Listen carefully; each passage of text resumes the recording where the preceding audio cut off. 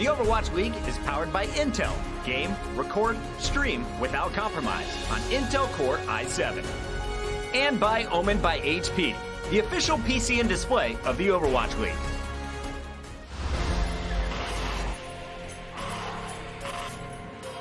They don't just play for a team.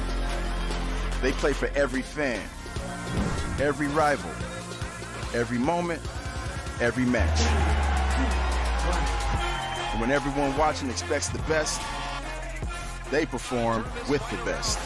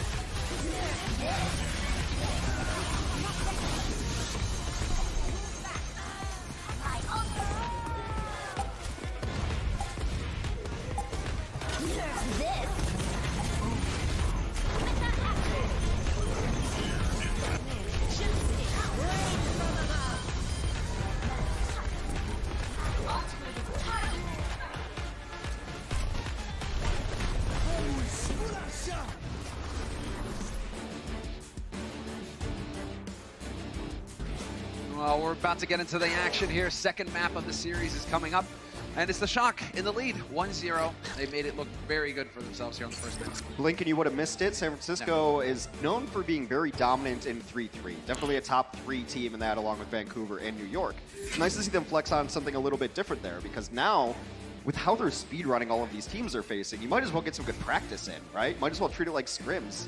You go up a point on control, try something different, get real world practice in, might as well. You just gave me an idea, right? Because all those speedrunner streams, right, where they have that UI that shows, oh, best time. Yeah, Are they ahead? Are they ahead? Right now, I feel like that's what we do with the San Francisco Shock now. What was their record last time, and are they doing it faster this time? And well, this team really needs to be on the All-Stars. You got to check it out, guys. Overwatchleague.com/All-Stars, powered by Intel. Get in on it, vote, and if you aren't voting San Francisco Shock, I don't know what's wrong. Well, you can make a case for all of them. What's so interesting is that you'd start off and be like, well, yeah, Super, it's not. Those guys are all-stars. They're very recognizable faces, have been in the Overwatch scene even before the professional scene really took off for 3-4 years. You guys have been playing for an extremely long time. Then you add in guys like Violet, who's been crazy. Rascal's really shown his versatility about picking up Baptiste and doing whatever the team needs. And then you've got even a guy like Choi Yobin, who people don't really think about as the top divas, but he's been rock solid for this team. Isn't that the thing with divas? You know, hey, you're doing your job, Yeah. but nobody notices.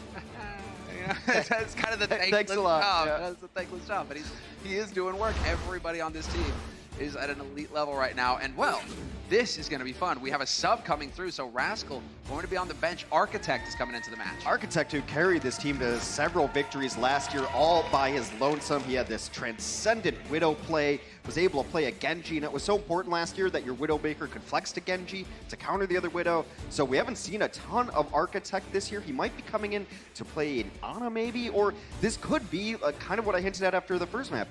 Might just want to get some guys some playing time. I have to assume, knowing how confident the Shock are in themselves, that they don't really have the greatest regard for losing to this team. Well, you know that the strategy right now for the elite teams is win every map, because that's what's going to separate you guys out at the top when it comes to playoffs. Right. So I don't know if the Shock, maybe it is just saying just how confident the Shock are. They've like, okay, we saw how it went on the first map. Fine, okay, we can start putting some players in. All right. Sounds a bit dark, but come on. I mean, you're subbing someone in, but it's not like a guy you just called up from the minors. This is Architect. Yeah, this is still It's this Architect. Architect who we're talking about here. He's been an amazing player for this team. You want him to get actual game time, get him on that stage.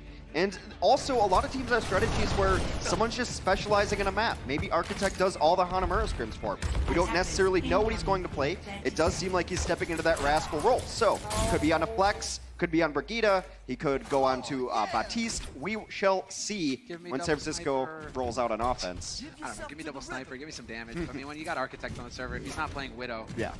Wait, I mean, you honestly don't know. They might bring him in to play Widow in case they're going against a bunker composition, which a lot of teams have run on the defense. Thus far, though, the Defiant seem that they do not want to run that strategy. Standard 3-3 from them. Neko is on the Ana, just a small little wrinkle. San Francisco's going to take a look at this with their Sombra and decide if they need to switch up their composition. Sinatra's back in spawn, so it will be the Zarya out to play. Architect gonna stay on Rascal, stay on Brigida. You know, it's just there you go. They're both on the Brigida. And Shock making their way, bowling their way forward. Super swinging with the hammer, and Super getting focused down. Instant damage. Not often we get to say that. Right, you have to be able to punish the aggressive nature of the Shock. They do just that. It's a nice chase down kill to take out Violet as well. Starting off very well here for the Toronto Defiant. I mean, Super, you can't really see the benefit of the hammer. 47% towards the Shatter already. That's just him swinging the hammer into a bunch of people, bunch of faces. They have to play a little bit passive now until the Zen gets into sight lines here. Start discording and healing up some targets. Sinatra, there it is. Bubble in. Don't want to overextend. Gets down to half HP, and he needs to keep Super alive. But Super, the focus fire is too good here from the Defiant. Clearly, they're just calling out, you gotta drop Super.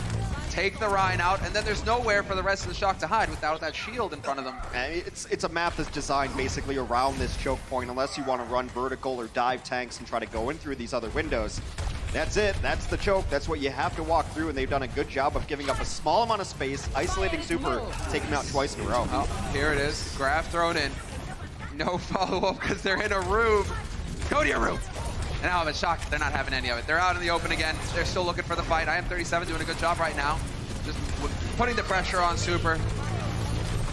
Super's getting the support that he needs. We're nearing 2 minutes on the clock now for the Shock, and they have yet to touch the point. So it's going to be time pretty soon here to get in there. Start getting some progress going. Grab thrown in, but that's going to be Architect taking a nap. Survives thanks to a bubble. Solid work there on the side of Sinatra, keeping his teammate up. It's been a long, drawn-out fight. San Francisco's used most of their ultimates. They're going to try to open it up with a self-destruct. Catches Yakfeng in the corner. Oh, I think he expected to get around the corner there. He's going to be frustrated there because that is now going to open the door here for the Shock to go barreling through. And in true Shock fashion, no fear. They know the Rhine's gone. Just take the fight to him, get in there, and start putting some pressure on the point. Losing Moth is not part of the plan, though, but trading for Ivy and Roki as well definitely plays into the Shock's hands. Yeah, I think Violet was trying to see if he could hold on to that Transcendence. Also, maybe seeing if there was going to be an anti-heal coming out from Neko on the other side. Does have to use that Transcendence, but all said and done, San Francisco will take point A of Hanamura. And they're in a decent position to keep this one going. They've got a Graviton Surge up. Defensively, there's no Zenyatta to prevent this with a Transcendence. Sound Barrier's a mile away. Yes, you can rally if you get grabbed, but Envy would do his team a great service if he's able to Matrix this one. Oh, just throws it in. No hesitation on the side. Are they going to be able to take advantage of it? Yes, IM37 out of it. Envy as well. Demect. 2-man advantage now for the Shock, but you need a bit better than that, a little bit more. Yakfeng's going to take down Super. That's not going to help things here for the Shock, and Yakfeng now coming up with the goods. Still, the Shock remain. Even without Super, he can get back into this fight fairly quickly. Losing Neko isn't going to help things here for the Defiant. This one just might be over for the offensive push here. It's so hard to lose 1 or 2 and then still have a good offense, but they are giving it their best here with only 4 on the point. They're going to commit ultimate. San Francisco thinks they're still in this, at least for a second tick. They're hanging in there, but now we have the graph that's about to come online for IM37. And without the trance, could get killing him is certainly going to help, though. Sinatra with the grab. He doesn't care. They're all dead.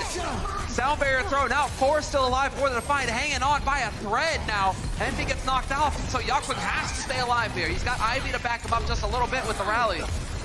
But the focus is so good on the side of the Shock, and they are not messing around. If the Defiant leave the point for an instant, this push will be over. Just cleaned off the shock, stuck around. The support line did such a good job of keeping each other together. They got anti-healed several times, were able to find good cover, and the shock snowball on a point two. It was much cleaner on the push than that. Well, actually, no, it did kind of look like that fist bump. Just a little all over the place, but they got it done in the end. We'll see how it plays out in the second half. Coca-Cola is the official refreshment of the Overwatch League.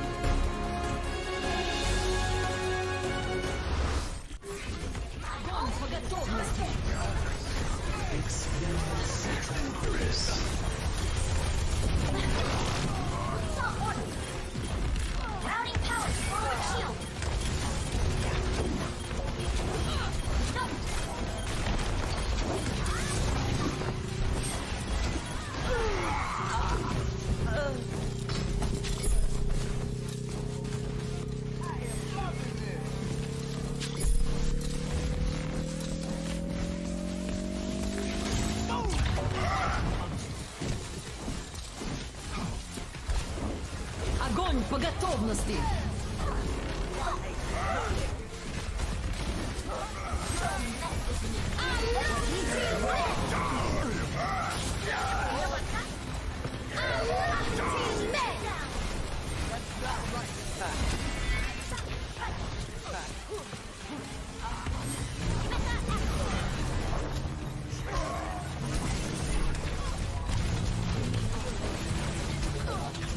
Огонь по готовности!